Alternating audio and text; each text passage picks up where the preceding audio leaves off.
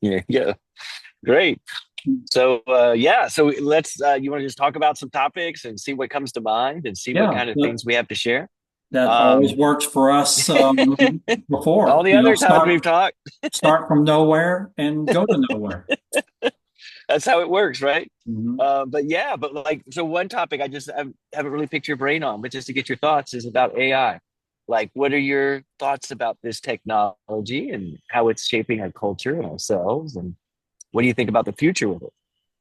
Yeah, well, I'm just always amazed at the different applications for it. Mm. Um, and like you shared with me the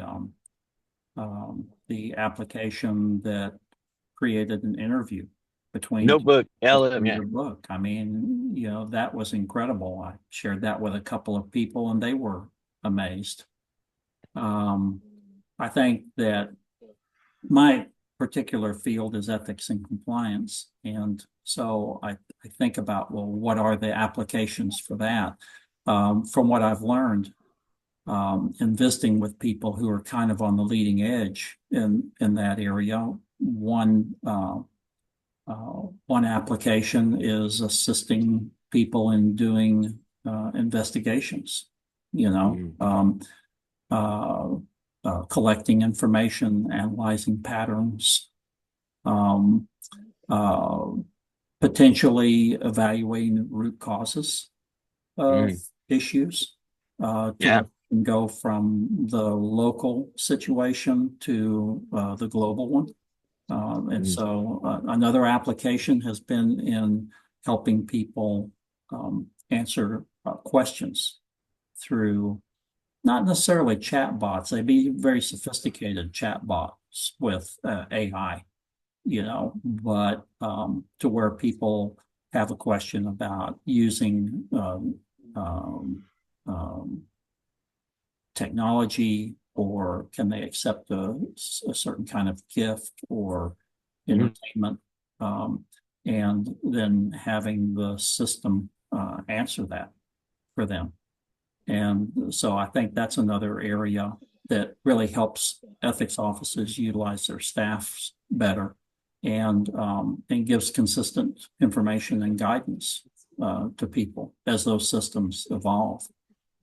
I think one of the Yeah. most exciting areas to me would be how could this be used in training? And Mm. Yes. I don't think that it's evolved that far in terms of that. But for example, leading people through different kinds of scenarios. If I do this, what are the likely outcomes? Um, if uh, and if I were to accept this gift, how could this potentially unfold for me in the organization? Um, Yeah. and so in a way, it creates this kind of an immediately available sounding board for people. Yes. Not that Yeah. hopefully confidential, Right. you know, Exactly. but that can guide them on real issues, but also in terms of training, just helping us to be more ethical people over time. um, Yeah. and to live in alignment with our deeper values, intentions, and aspirations, and I Yeah. call that via, the via, Yeah. that's what via means, the way. What are my Uh-huh. deeper values, intentions, and aspirations, and how can I live in greater alignment to those? Yeah. That's right. Because if you think of most training methodologies for ethics in organizations, including where I work, it's watching some videos, answering some multiple choice questions. It's not truly it seems it's designed not truly to educate on ethics, but to check a box that's a requirement, for some regulatory body or something like that. It's a totally different purpose. And I think AI gives us the capability of really creating a true learning experience. Take Khan Academy, what he's done with AI. That's one of the most brilliant things created in terms of education to truly educate people for free. And he's gotten AI involved as a tutor to help you learn all of these things. I mean, I think the potential is clearly there, and that's a really neat market that hadn't I thought about too much, but I think it's a really great application of the AI, right, to help raise ethics in organizational settings. Yeah, it would be interesting to use AI as a as kind of a conscience, an adjunct conscience, you know, Conscience. um, in the sense that there's this concept in wisdom research called Solomon's paradox. And Yeah, the paradox is that Solomon was well known for being able to help people adjudicate their differences yeah. and render very wise judgments. But Eastern, Western.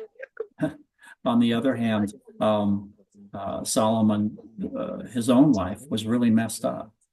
He had lots of wives, I think, and had all kinds of disagreements that he couldn't really resolve because he was a part of those. And so, Yeah, when you're a part of the web of relationships, it's much more difficult to resolve issues than when you have this independent resource. So AI is kind of an independent resource. Much like concept of idealism, which is where you take the third person in your own mind yeah. and advise yourself Yes. on issues. And in fact, that activates a different part of your brain. Well, Yeah. in terms of AI, you actually have this externalized advisor, um, and that can help you play out the scenarios. You're ultimately the decision maker, and it doesn't change the accountability. I mean, you can't say that the devil made me do it. You can't say that AI made me do it. AI gave me that advice. I know that was probably stupid. Maybe I should have verified it someplace else, but I did it. And now look at the mess I'm in. It's AI's fault, you know. But AI is just this extension of who we are. It's basically our our past that is encoded, you know, to produce a certain kind of a future, depending on how we use it. That's probably the greatest Yeah. limitation. I mean, and that, It's a limitation too, yeah, because that AI can only be constituted from what we have produced up to this time. And so it's not omniscient, you know. It just is a way for the system to better know itself, um,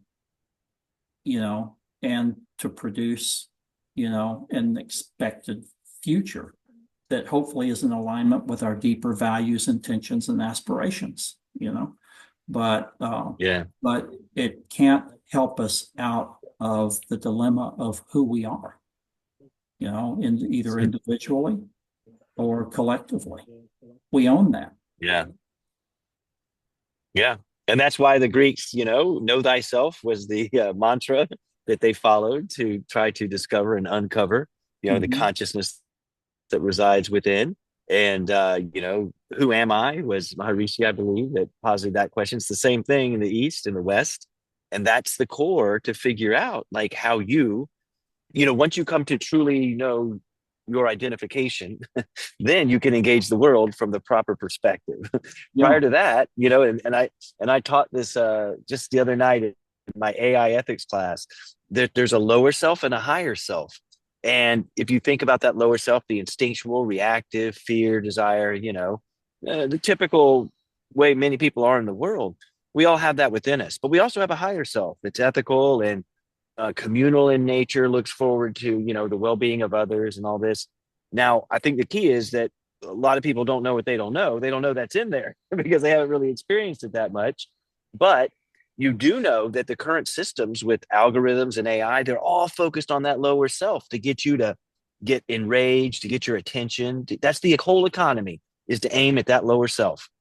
There is a higher self, and it can get engaged, and we're not doing it. The system's not doing it. So it's kind of like you have to take responsibility in your own hands and figure out how to use this AI to get in touch with that higher self, right? To Yeah. help find the ethical, wise person that you are that has to be uncovered. It's not like you have to discover it, you have to uncover that, as Plato would say, because you got all this junk that's been built up, these beliefs that have been forced into your brain since childhood. But that's the cave allegory, being inside the cave, being the lower self, outside the cave, the higher self. And it's about, I think the simplest way maybe understand is having an open mind and an open heart is what allows you to make that exit. If you are believe everything that's going on, you got it all figured out, well, you're going to be stuck in there, with these same beliefs that are from the past, as you Yeah. kind of mentioned.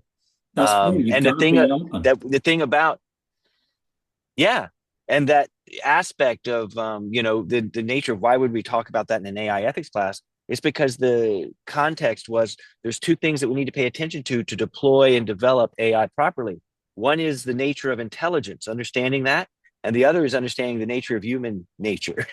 Mhm. Right? Like if we understand what we are, then we can relate to this thing we're creating. And it's but you gotta not many people pay attention to that one, and it's such an important thing because human nature hasn't changed since the times of Plato. It's the same. We're the same beings that we were back then. So all the wisdom teachings that he gave and other have given around the globe still apply to us today. That's what's so pertinent in my mind is that human nature is the same. We all want to be able to handle life, to enjoy the experience, to get through the day, and have a positive experience of life. And there are traditions that taught how to do that. Some of them happen to be 2,500 years ago or so, but that That's a does long not shelf diminish. life. Right. Well, why is that? That's because the laws of nature don't change. Those things are permanent. They're in existence Right. then. They're in existence now. They're ageless. And that's the reason why it's a long shelf life because that's the constant. The laws of nature. The true nature of yourself is a constant. It's the only constant in your life as it changes day to day, week to week. If you look at a picture of yourself when you were 10 versus now versus later in between, it's not the same person physically, right? But it's the Mhm. same essence, right? That Right. same conscious observer has been present at every moment in every picture. That's the unchanging thing that I think Plato was trying to get us to pay attention to know yourself, to get to the realization that you're not this changing beliefs and attitudes and feelings and emotions. All that stuff comes and goes. What doesn't is that witness consciousness. And if you can know that, know thyself, then you interact with the world in a different way. It's like ethics just kind of intertwines with consciousness, as you develop you start to see the world in a different way and you start to take different actions because it's the only thing that makes sense. Whereas when you're down in those lower self levels, it makes sense to like focus on your selfish desires and protecting yourself and safety and all of that. So it's a really interesting evolutionary process, I think, that we're experiencing, on the fly as this AI comes around and kind of transforms society fairly quickly. Yeah, the essence that Christ experienced, or the essence that Buddha experienced, or the essence that uh, Ramana Maharishi experienced, is the same essence, Yeah. Yeah. and it does not change. Everything Right. else changes, you know, Everything. and and a lot of our problems arise from our identification with everything else that Yes. changes, and we lose ourselves.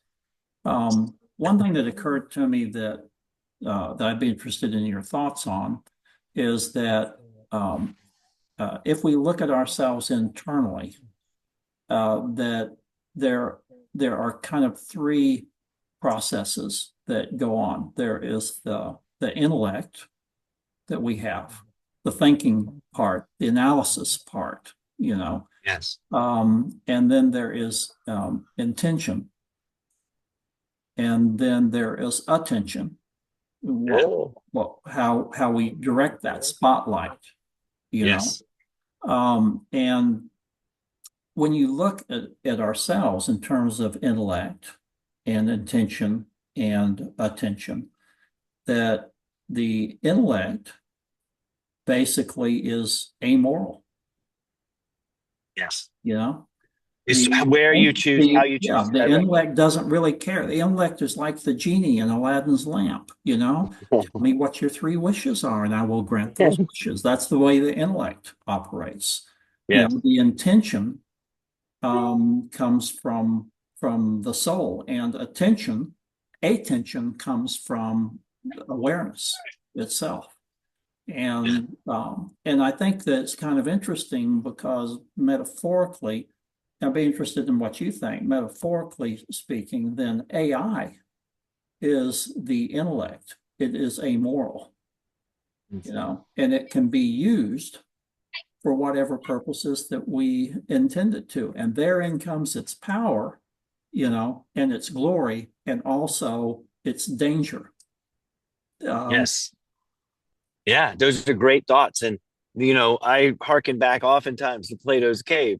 And just in terms of that intelligence, he talks about the fact that you can face it in two different directions. It is amoral. You can choose to focus it down at the selfish, lower self, or you can choose to focus it toward the higher self and the good. That's a conscious choice that you have the power to make. And it changes the entire experience of your life. And it's a choice. But what's happened, is that this focus on these aspects of ourselves. As I teach my students, I call attention your most valuable asset, your MVA. Whatever you focus that on determines what you draw back in to create the beliefs in your head, the perspective that you see the world from, the feelings that you experience. Like all of that's your attention. And to expand this, we already talked about this, but the attention economy is designed to grab that from you right. unwillingly without your Mhm. conscious uh, acceptance or consent. Just Mhm. grab that thing and run with it. And that's what happens in today's world. That is not ideal. That diminishes attention spans. It doesn't allow people to contemplate and think deeply about things, which is necessary in order to develop consciousness, right? So that attention is such a powerful thing. And our system is structured in such a way that it harms our attention constantly, and so you have to get outside of the system to deal with that. Intention is the other big word that, I create a whole model called the game of life that, you're aware of. And intention is what you're aiming for. Like, what are you trying to shoot for in life, right? That intention can go down toward the selfish base desires of the lower self, or it can up toward the ideal, the good, where you're trying to reach your potential, trying to be the best human being you can be. That's a choice. That's a choice, right? But it's intention. And intention is not something I can measure and see in you. You can fool me about your intention, right? But only you know what it is that you're heading toward. And one thing to think about heading toward is a word you mentioned earlier, your conscience. You know, I mean, I think it's so fascinating that we all have a conscience, except for like psychopaths and Right. a few other people that, research shows. Like, what on earth is that? Some people will say, oh, that's just the social programming that you get. Like, I don't know. I don't think so. Like, we all have conscience, like this thing that directs us. And again, I harken back to the Greeks because Socrates, Plato's teacher, he had what he called a daimon, which was his conscience that actually spoke to him, and it only told him when not to do something. It saved his life on several occasions, and other things occurred. But like, obviously you have to take that story for being real instead of just fictitious. But that's his conscience. That's how well developed he was in alignment with the laws of nature. I believe your conscience is in alignment with the laws of nature. If you're doing good and following that, then you can tell you have an inboard GPS that kind of guides you. So that's Yeah. the intention aspect.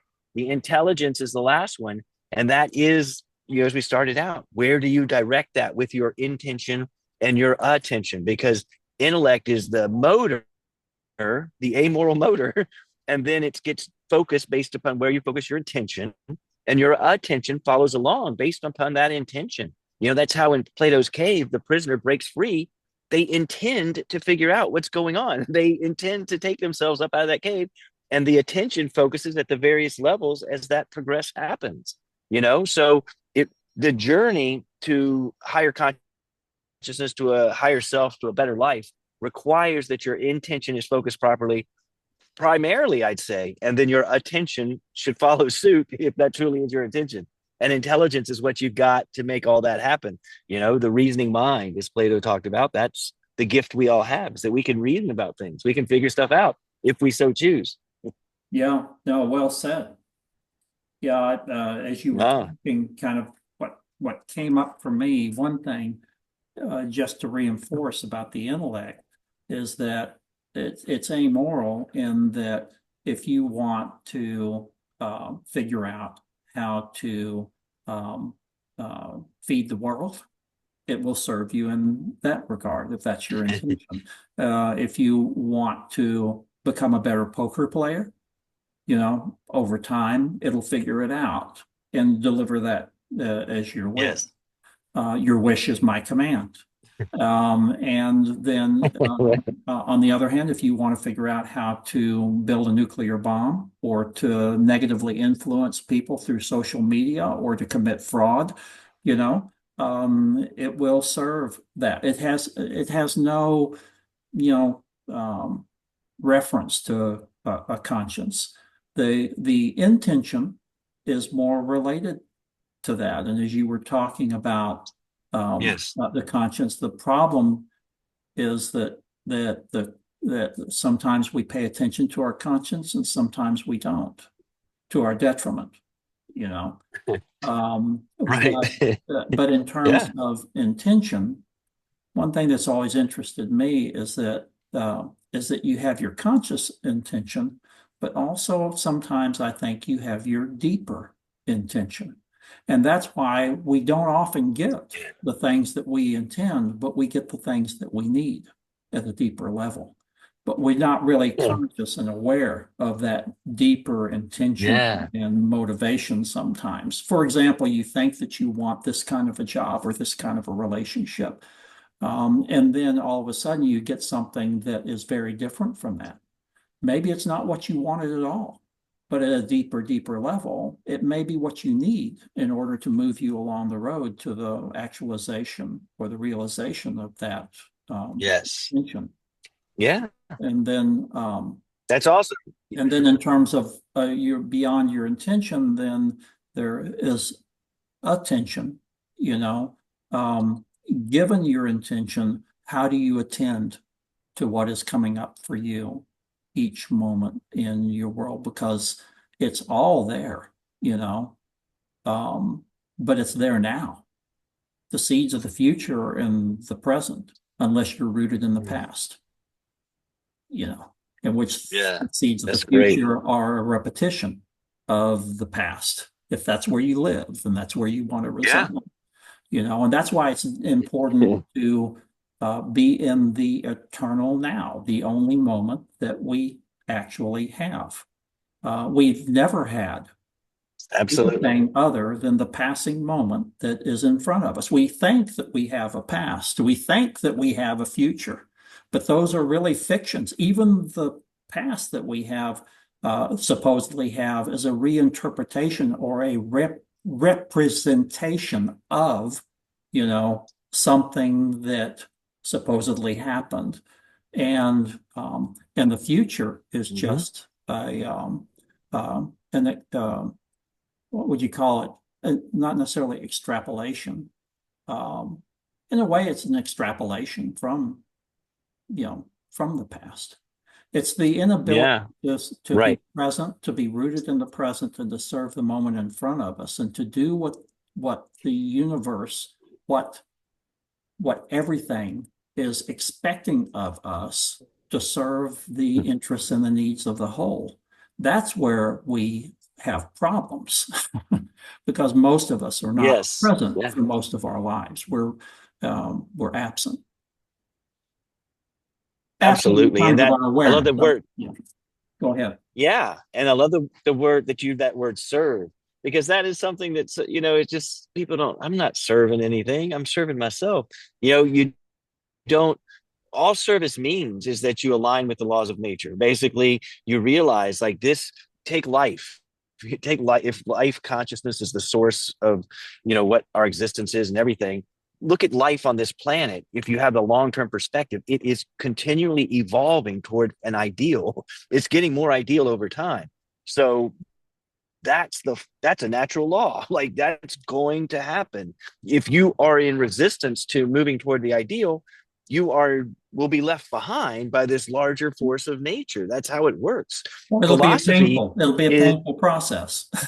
yes, it If will you're not be not aligned enjoyable. with the way things are going, if you don't play your part Yeah, in that, yeah, in alignment with your deepest intention to contribute to, the well-being of the whole, then that's going to yes, be a problem, and it's going to be painful, because you're going to keep yes, the system, you're going to keep oneness a little bit off balance. You're swimming in another direction, than what the whole is trying to manifest. yeah, The other thing too is that that I want to point out, and I'd be interested to get your thoughts on, is if we go back to Aladdin's lamp, and I think that Aladdin, is a great metaphor for all of, uh-huh, for intention, attention, self-awareness, self-knowledge and understanding, and the power of the intellect, to serve our intention and attention. But sometimes, it depends on the questions that we ask, what we wish for. yeah, Because, yes, sometimes what we wish for, we get what we wish for, but it doesn't show up in the way that we expected because we're asking the wrong questions. yes, And somebody says, um, uh, I I just want to be free of this terrible job. And so you get free of that job, but there's some negative baggage that comes along with that you didn't expect and that you didn't anticipate. So there is a power, and a responsibility and accountability for what we wish for. yes. And that's the we've talked about this lower self and higher self. To me, the lower self is reactive and the higher self is causal. You are no longer a victim of the whims of the world and what's going on. You're a causal agent. You are causing, creating, you're asking the questions to create the reality you want to experience rather than Absolutely. simply being tossed about willy-nilly and uncontrollably because the forces of life, are powerful. And once you realize, oh, I just need to be in alignment with these laws, with my conscience, those are similar, Yeah. then it flows, that state of flow that Csikszentmihalyi talks about, like that psychological studies. What I find so fascinating is that these ancient wisdom traditions like Platonism are supported by modern positive psychology and Maslow and Kohlberg and those, predecessors to it. I think that's just mind blowing. This is science supporting something 2,500 years old. And they're saying the same thing. Like, if that's not validity and if that's not worth paying attention to, then I don't think you really care enough about your own well-being to try to figure out how to enjoy life because there's actually been there's been information given on this topic. And to tie it back to AI, this is why I have some hope that AI, as a massive learning agent, will see the patterns, will realize what ethics is, that this is truly the best way to run any system, and then head toward that goal. Because, as Harari points out, we've had lots of inventions in the past. This is the first invention we've had, which is interesting thing about that can actually think on its own and change and grow and evolve. It has this capability. We're at the nascent stages. Right now, it looks a little different. This increase in time, this exponential rate of change is just going to start taking off quicker and quicker and quicker if these predictions are right about how fast AI develops. So, we don't have a lot of time to start figuring out how to do this right.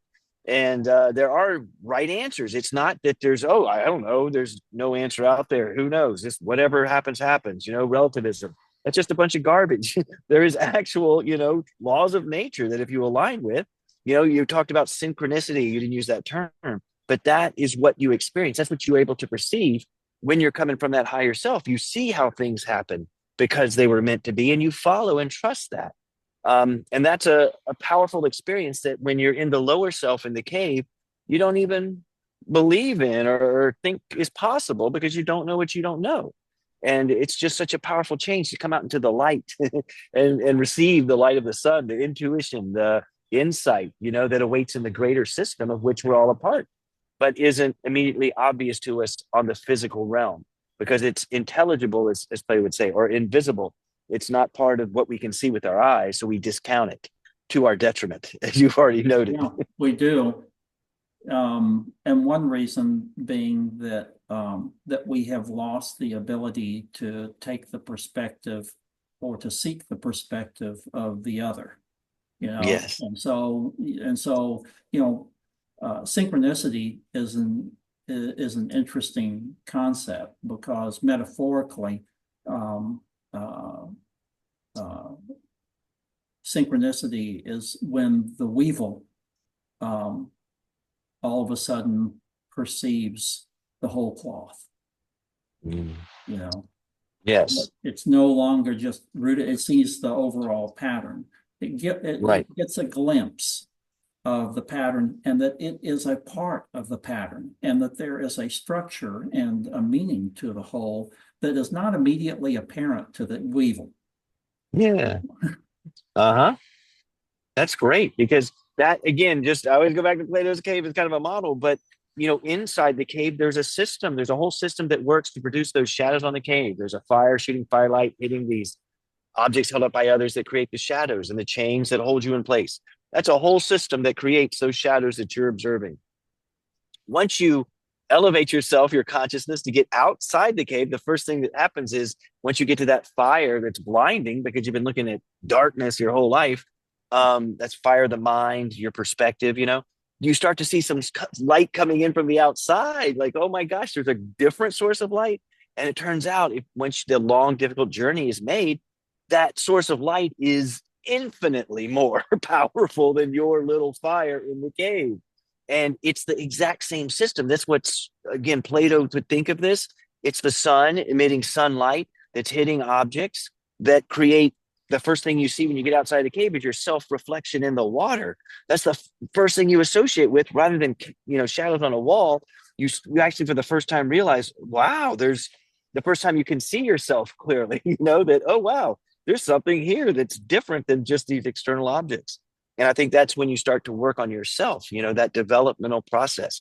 But the fact that those systems are the same, I think, are just, again, mind bogglingly brilliant to set that up in such a way for you to talk about the fact, the realization, once you get out of the cave, that you're part of a larger pattern, that Right. this is life, consciousness, this seventh level, this highest thing is giving all the life energy that it has. And what strikes me is that the sun in his allegory, the highest level of consciousness, if that's the way you want to interpret it, its intention. Goes back to exactly what we're talking about. Its intention and its attention are directly focused in the same direction. It is the sunlight. It is giving life to the earth, and that's its intention is to give life, and its attention is aimed in that same direction towards you to allow you to receive it via intuition or insight, whatever type of words you want to stick there. But that alignment of intention and attention, is exactly what's happening at that higher level. But down below, we get that misalignment, and it's alignment with those laws of nature that creates the beautiful life that you described as being different than this unhappy experience where you're resisting all these laws that aren't going to change. Only you can conform to them if you so choose, right? I mean, it's Yeah. just seems kind of obvious. Yeah. The Plato's cave and the whole allegory of the journey toward the sun. The thing that occurs to me when we talk about that is that ultimately, we tend to fall into the trap sometimes of continuing to talk about the sun as though it's outside of ourselves, Yes. that somehow we exist independently of the sun. But actually, we are the sun. And from a Yes. mystical standpoint and mystical teachings, we are the sun at our core. We just think that we are separate from the sun, and that's what traps us in the cave. Yes. That's exactly right. Plato's cave is all about an inside journey. It's, if you think about it, you're locked in looking at these shadows on a wall. The first thing you do is break free and turn around. Where are you turning around? The only place you can turn is inside Right. yourself because he's saying the shadows are this 3D reality that we're looking at. The only way to go away from that is to turn inward. So it's an inward journey through those progressive levels of raising your consciousness from the lower self, where you think you know what you're doing, to the higher self where you, I mean, one interesting thing about being it from that higher self perspective is it develops compassion, because you know how hard it is to get out there, and what, when people are not acting properly or treating people poorly, have compassion for them because you were there. You don't get outside the cave automatically by snapping your fingers. You got to work at it. And so you have appreciation for what that person, what is, because you were that, you had that same process of understanding until you worked your way up. Yeah, until So you realize that you're already free. yeah, right. You You're not, uncover, yeah, you're not really in the cave. You're right? already free. You're just not Yes, realizing that, and you're not accessing the power of that. Because yes, ultimately, the alignment and the intention that are aligned that you talked about with the sun, you know, yeah, that the reason that there is that alignment is that it's not fragmented into a personal um, perspective. It's impersonal. That yeah, doesn't mean that it doesn't care, right. because it's pure love, Yes, But what it means is that it's not. It's the reason it's aligned in intention and attention is that it's not invested in the needs of the small self, the yeah, constructed self. yes. The Um, ego. it's the ego. That's where, that gets distorted. But that doesn't mean that we don't exist provisionally as separate selves. But Hmm. what it means is that that's not our true essence, and that it's not a binary either or. We Yes, we either are this or that. It's actually the unification of both. We are both yes, yeah, an yeah, individual, and we are both part of the whole. But we don't have that perspective. That's why I think that ultimately it's the power of the point of view. You know, do you have do you do you acknowledge and share the divine point of view and mm, perspective, yes, which all things are possible, yes, or do you have that kind of the weevil point of view, you know? yeah, And can you be both the whole cloth and the weevil? Ultimately, they're not separate. yes, One right, depends on the other, you know. yeah, yeah. But it's the point of view and perspective of the weevil that makes all the difference. Yes. To me.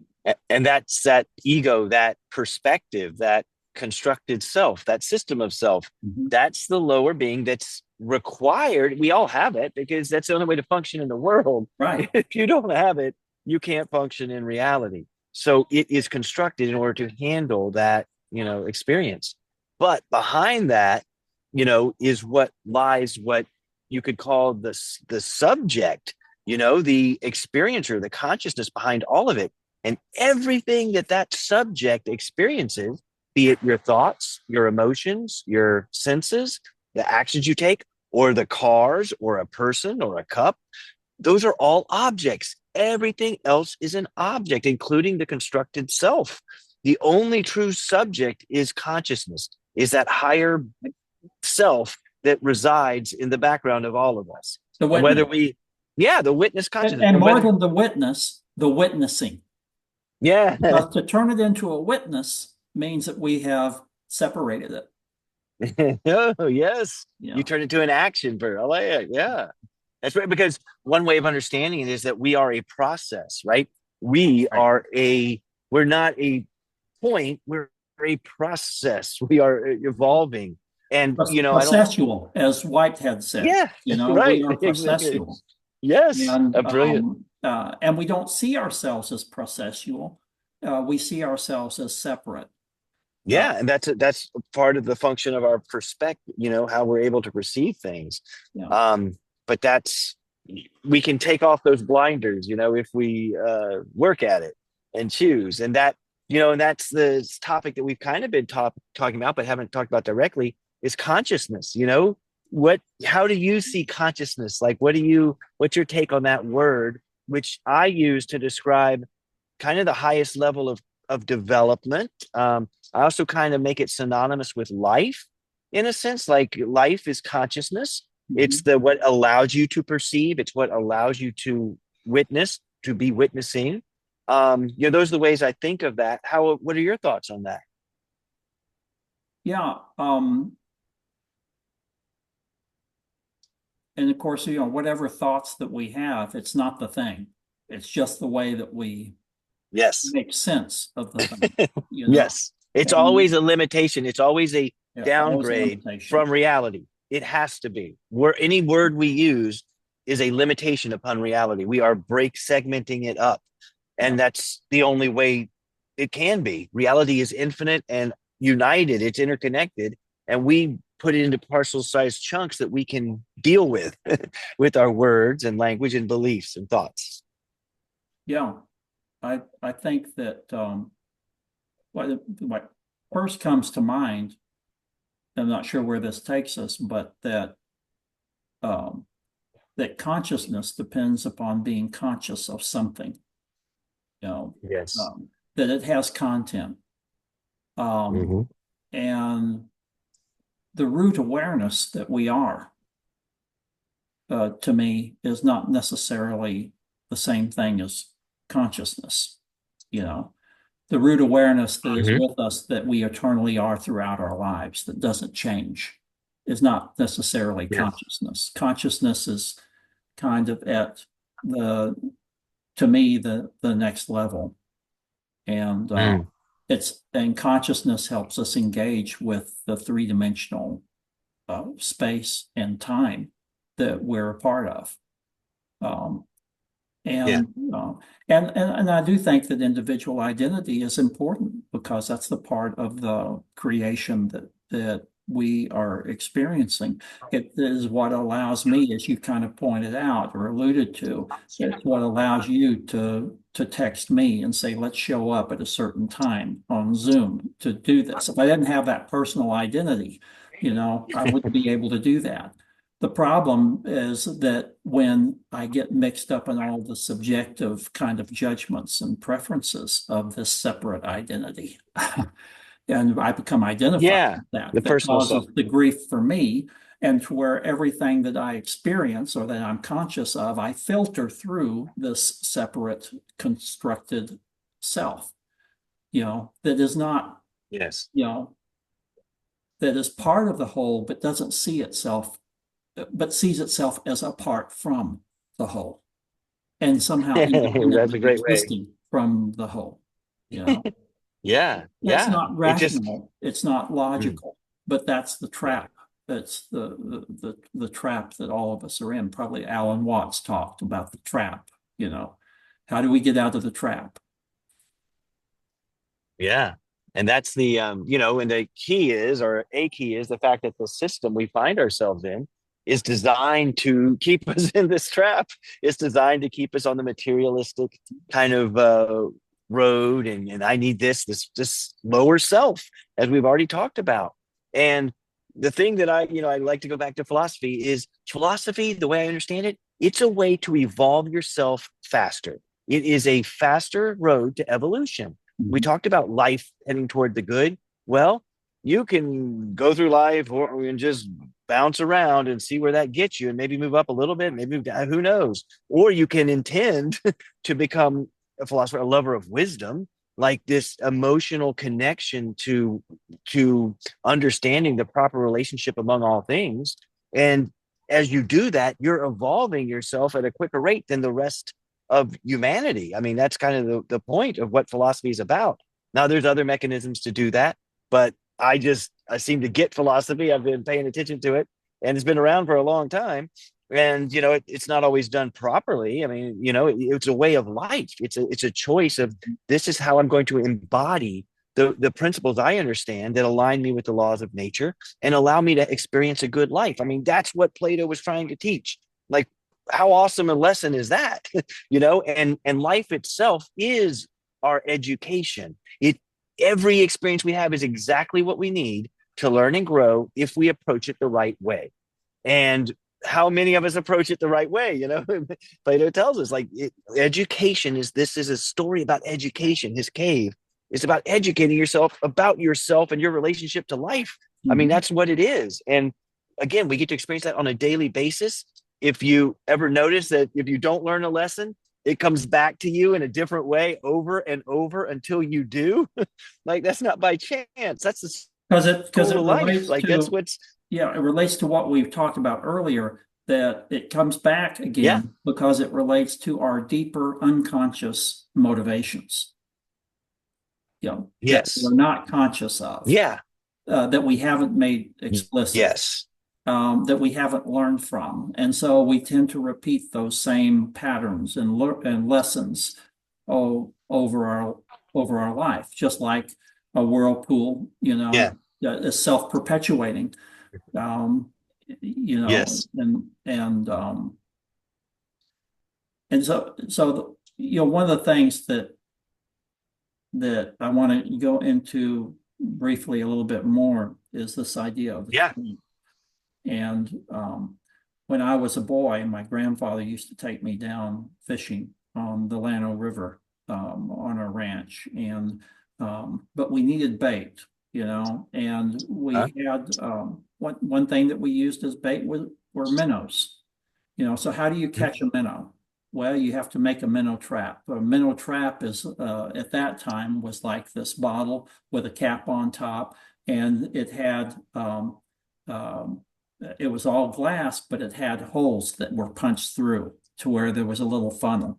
And then you put something in there that the minnows want, which is like dog food. You put some dog Yeah. food in there and then you put it down and you come back in 20 or 30 minutes and there are minnows in there that they catch the scent of dog food and they find a little opening and they go in and they've got the dog food, but they can't get that out, you know.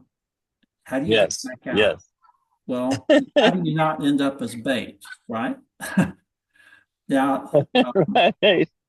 and so to me, um, there is only one way out, you know, for the minnow, either to go out through the little holes, but it can't find its way out, or now we depart from the metaphor, or to realize that there is no trap. Yeah. Yes. That there is bait, but we don't, there's dog food, but we don't have to go for the dog food, you know? Yeah. And there is a dissolution then. And so where do we find that freedom? We find it in the present moment, not in our attachments, Yes. not in our preferences, um, not in our addictions, which are the whirlpools that we get into, but rather to attend to the moment and serve the moment in front of us, as Michael Singer says, right? To serve the moment in Yeah. front of us. Only in the moment in front of us is freedom. It doesn't Yes. exist anywhere else because there is no else. That's right. It's the only place it could be. It's the only place anything can be, Right. and that just that to get that concept that it's always right now, always, and it's only the future or the past in your constructed mind. And those beliefs that you have about the past are completely shaded or altered based upon your constructs, the way you saw things. If you talk to another person that was there at that same time, they would describe a different event because they've got a different construct, the different experiences I think one way of understanding psychology is man is the sum of his constructed, of his experiences, right? What you experience creates the being, that ego that you have. That's why we all have a different perspective because we live different lives and we've had different experiences, right? So, what are the odds that you happen to get all the right experiences to develop a perfect way of seeing the world? You know, that's if you have that humility that and open your mind as a result, because you realize you don't know it all. As Socrates said, who taught Plato, he was approached, why, what makes you so wise? Because he was determined to be the wisest person alive. He said, well, if I'm wiser than anyone, it's only because I know that I know nothing. I Yeah. mean, this guy knew so much. And that was what he responded with. He is humble. He is not about ego and self-aggrandizement. It is about this true attempt to live a good life and to share that with others. And I think that's such a wonderful way that we can approach at this point in space and time, this renaissance, as I call it, that because it's necessary to like really focus on that, on serving the present moment, as you keep talking about, right? Just try to make whatever you're experiencing better off. Just try that. Whatever it is you're doing right now, try to make the world a better place in that moment. And do that throughout your day and watch watch how things change, right? I Yeah, mean, it's all the rubber and meets to the be road. open to what, what Yeah. oneness is telling you that your role is to play, and Yeah. not to play a role that is not yours to play, Yes. for reasons that may only be known to that constructed separate self that you identify with. Um, and as we were talking, probably the last thing that I want to mention as we kind of wrap up is, in uh, in the Bible that um, the disciples asked Jesus, "Well, where is this kingdom?" You know, because we want to Yeah. go there. And Jesus said, "Well, the kingdom is spread across the earth, but men don't see it. Mm. It's not seen." You know, Yes. and so that's all roads lead to Baghdad, you know. Yeah. And if you want to suffer, intellect and intention and attention are the tools to suffering, and they're also tools to liberation. Yes. The question is does liberation exist anywhere but now? Right. This is Does it. anything. This is Does it, anything. brother. Give it up. Yes. And it's not going to happen to somebody else. You know, it's Yeah. in fact, in a sense, it doesn't happen to anybody. It just is. Yeah. And so at the end of all of our struggles, that we find that liberation, and we realize there is no minnow trap. Yes. And that means you're outside the cave, you're at the higher self. And all that is again a realization, and focusing your intention and your attention with your intellect to follow accordingly. Right. I mean, it's just something anyone's capable of. That's the whole point, right? Anyone can do this. It's not Anyone. rocket.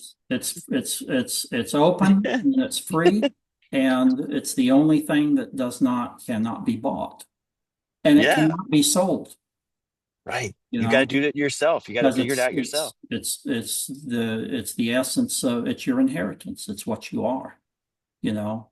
Uh, Yeah. and well, it's always good talking to you, my friend. Yes. I It's never always, know where our conversations are going to take us. they're great though. We start from nowhere and we end up nowhere, right? Yes. Where We we know that we know began. nothing. So, that's right.